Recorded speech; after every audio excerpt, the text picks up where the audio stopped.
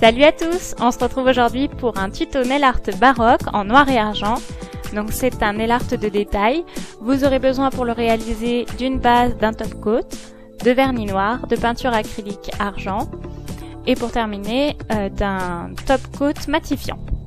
Donc on commence comme d'habitude par appliquer notre base sur tout l'ongle afin de le protéger et que notre nail art tienne bien. Moi j'utilise celui de chez Revlon que j'aime beaucoup qui fait top coat et base. Ensuite, on va venir appliquer une première couche de vernis noir. Alors essayez de ne pas toucher vos cuticules. Si vous dépassez un peu, ce n'est pas très grave, ou si le contour ne respecte pas bien la forme de l'ongle, ce n'est pas très grave, on viendra rectifier ça avec de l'acétone. Mais c'est vrai que si vous touchez directement la cuticule qui se trouve vraiment vers la lunule tout en haut, vous risquez d'avoir du mal après à l'enlever avec le pinceau et l'acétone. Une fois qu'on a passé la première couche, on laisse bien sécher et on va venir en appliquer une deuxième. Ensuite, je vais chercher mon top coat matifiant et je viens appliquer une couche très fine afin de pouvoir faire accrocher ma peinture acrylique, sinon ça glissera trop, en fait elle va pas adhérer. Donc je viens prendre ma peinture acrylique que j'ai légèrement diluée, pas trop parce que les peintures métallisées comme ça, argent, or, elles ont tendance derrière à être vraiment trop translucides ou du moins pas accrochées très bien. Donc on la dilue un peu mais pas trop, surtout qu'on va faire des motifs assez petits donc il est compliqué de repasser par-dessus. Donc là la première étape, je vais venir faire l'équivalent de 2 serpentins, on va dire, qui vont former une sorte de cercle au centre.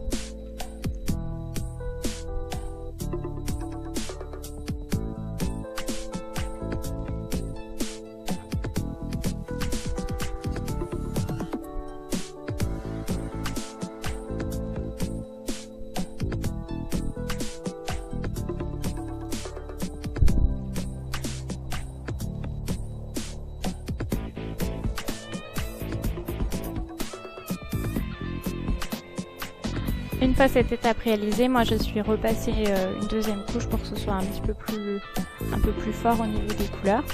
Et je vais venir poser un point au centre de mon rond imaginaire, on va dire.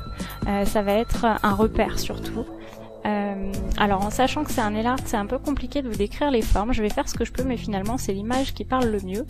Donc là en fait je viens faire l'équivalent de 3 traits. Je vais les retravailler tout à l'heure, mais c'est vraiment pour me donner une idée des proportions. Et puis en bas je vais faire un petit triangle dont la pointe sera dirigée vers mon rond. Une fois que c'est fait, je vais venir autour faire comme 2 arabesques. Alors je me suis rendu compte une fois que je les ai eu faits que si j'avais moins fermé mon arabesque, ça aurait été sûrement plus joli. Donc ne la fermez pas autant que moi, je pense que ça aura un rendu meilleur. Je fais la même chose de l'autre côté, hein, on reste bien symétrique. C'est pas toujours évident mais on fait ce qu'on peut.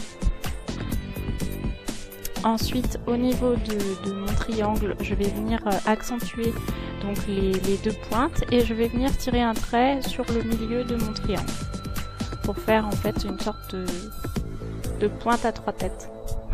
Je pense qu'on peut dire comme ça. Ensuite je reprends donc mon petit motif de tout à l'heure et en fait je vais venir les amplifier. En fait je vais faire 3 gouttes. Celle du milieu restera bien en direction du bout de l'ongle et les 2 autres vont partir sur les diagonales.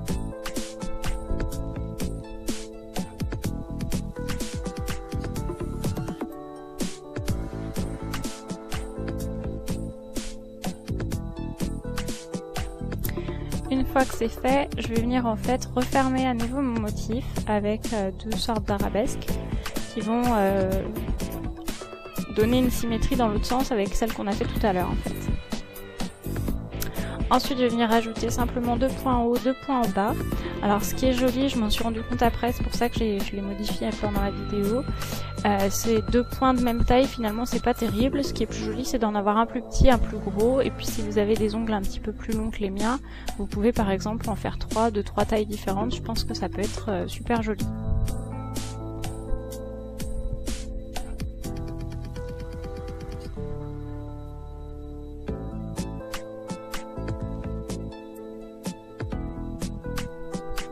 Ensuite, ce que je vais faire, c'est que je vais reprendre le même motif que je vais venir mettre dans mes 2 demi-cercles imaginaires qui se trouvent sur les côtés.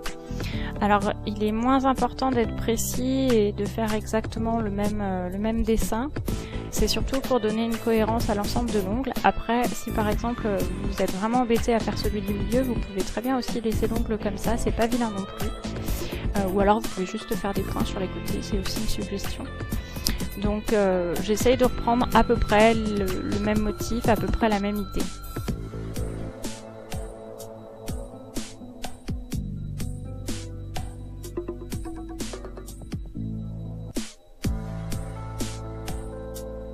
Pardon pour ma tête en plein milieu.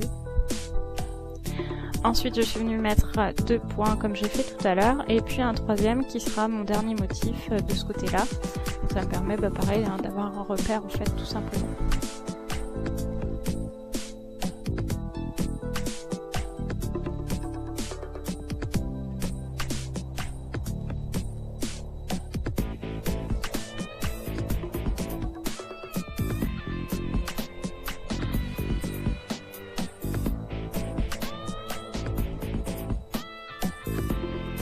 Donc voilà ce que ça donne une fois qu'on a fait les deux côtés.